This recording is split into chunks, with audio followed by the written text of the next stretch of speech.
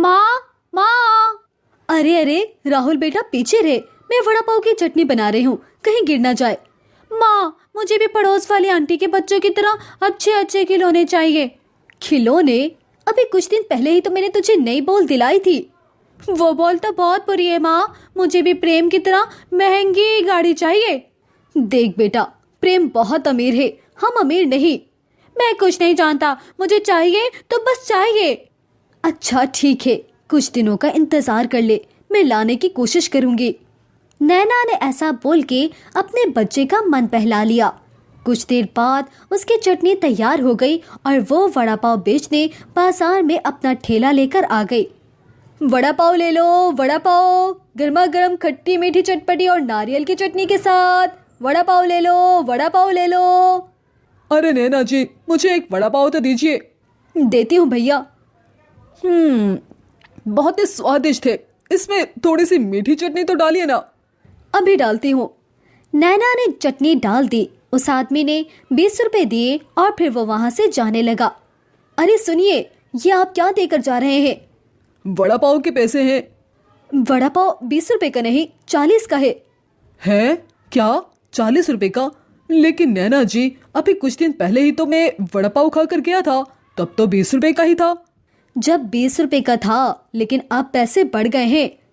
उस आदमी ने पैसे दिए और मुंह बनाकर वहां से चला गया।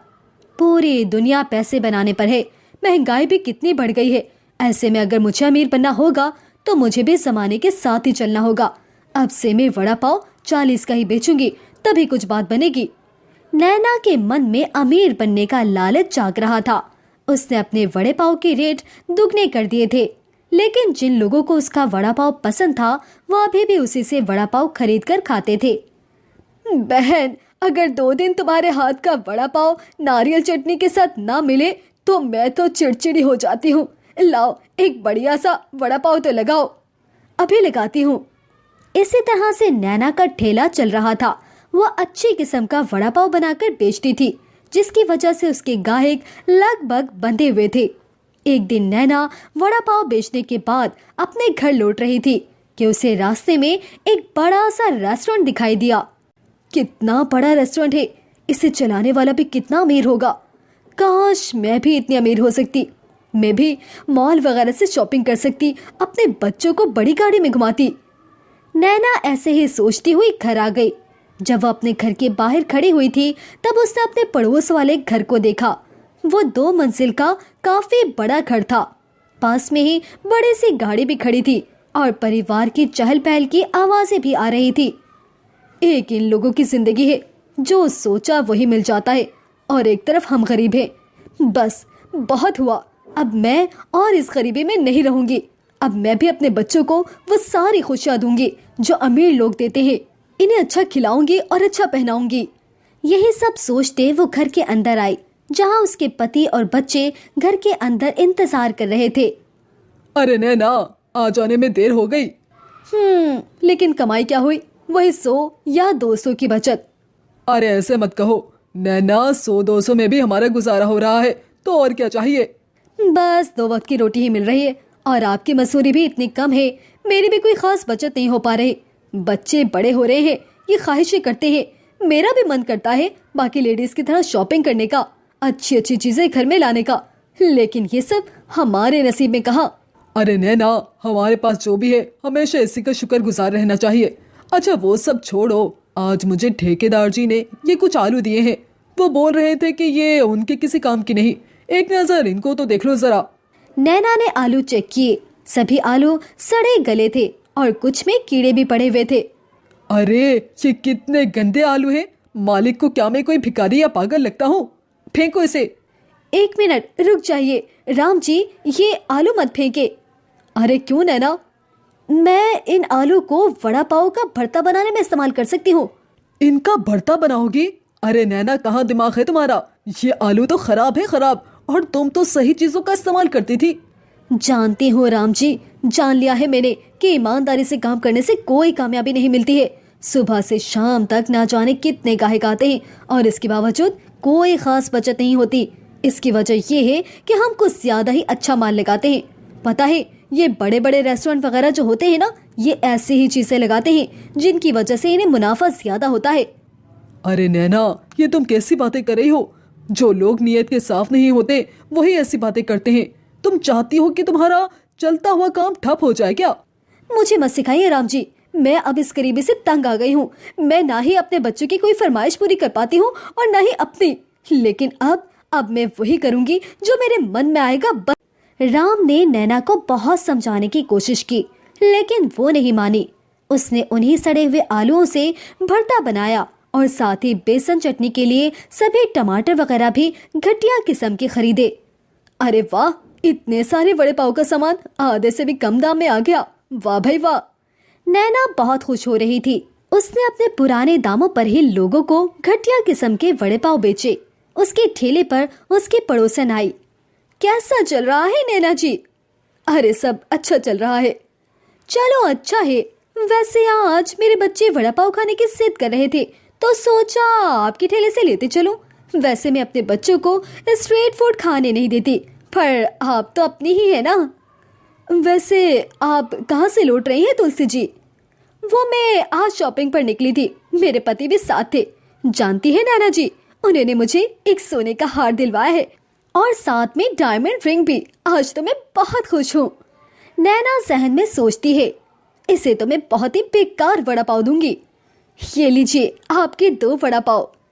तुलसी नैना को जलाते हुए चली गई, लेकिन आज नैना का मूड ज्यादा खराब नहीं हुआ था, क्योंकि मिलावट करने के बाद उसे पूरे दिन का मुनाफा मिल चुका था।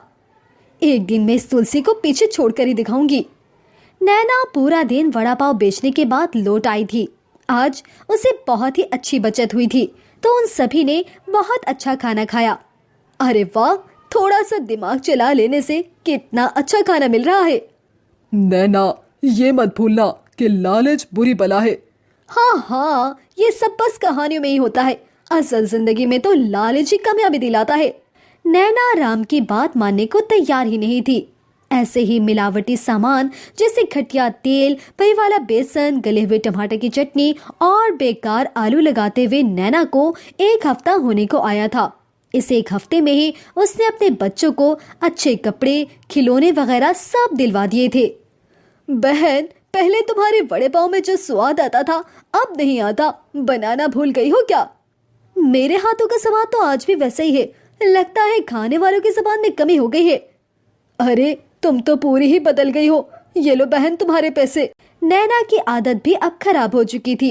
वह अपने गाहकों से अच्छे से पेश नहीं आती थी और अब लगभग 1 महीना होने को आया था। जो लोग रोजाना उसका वड़ा पाव खाते थे वो अब बीमार पड़ने लगे। अरे हाय, ये अचानक से मेरा पेट कैसे खराब हो गया? ओह ओह। पहले जो लोग नैना के वड़े पाव की तारीफें करते थे, अब वही लोग नैना के ठेले पर शिकायत लेकर आने लगे। अरे बहन, कैसा वड़ा पाव खिला रही हो? जब भी खाता हूँ तबीयत ही खराब हो जाती है। अच्छा, क्या सबूत है कि मेरे वड़े पाव की वजह से हुआ है? जाकर अपना चेकअप करवाइए। नैना अपने ग्राहकों को इसी तरह से टेढ़ा जवाब देकर भगा देती थी, जिसकी वजह से इसकी बिक्री बहुत कम हो गई थी। अरे यार, देख वड़ा पाव, चल खरीदते हैं। नहीं यार, यहाँ से मत लेना, ये कोई खराब चीज की मिलावट करती है। मेरी दादी बता रही थी कि इसके हाथ की चीज खाकर सबकी तबीयत ही खराब हो जाती है। क्या सच? चल कहीं और से खाते हैं। अब नैना के गाहक इसी तरह से जाने लगे थे। अब ना उसके वड़े पाव में वो स्वाद था, ना ही अच्छा सामान। दिन में अगर एक गाहक भी आ जाता तो वो भी दोबारा कभी नहीं आता था। लगातार ऐसे ही चलने से नैना परेशान हो गई। उसे अपनी गलती भी महसूस हो रही थी, लेकिन वो मानने को तैयार ही नहीं थी। एक दिन नैना अपने पति से कहती है, अजी मैं कोई दूसरा काम कर लूं? पता नहीं किसी की नजर लग गई है मेरे काम को, कोई गाहक ही नहीं आता है। अरे नजर नहीं लगी, लालच खा गया है। मैंने तुम्हें कितना रोका था नैना, लेकिन तुम ना मानी। तुमने अपने हाथों से अपने पैरों पर कुल्हाड़ी मारी है और अपना चलता हुआ काम ठप कर लिया। जानती हो, कामयाबी मेहनत से मिलती है, लालच से नहीं। तभी तो कहते हैं लालच बुरी बला है। अपने पति की बात सुनकर नैना सर पकड़कर बैठ गई। अब उसको अपनी गलती महसूस हो गई और आगे से उसने लालच ना करने की कसम खाई और वापस से अच्छी किस्म का बढ़िया सामान लगाकर उसने काम को दोबारा मेहनत से शुरू किया और धीरे धीरे अब उसके स्वाद और अच्छे व्यवहार से ग्राहक वापस लौटने लगे।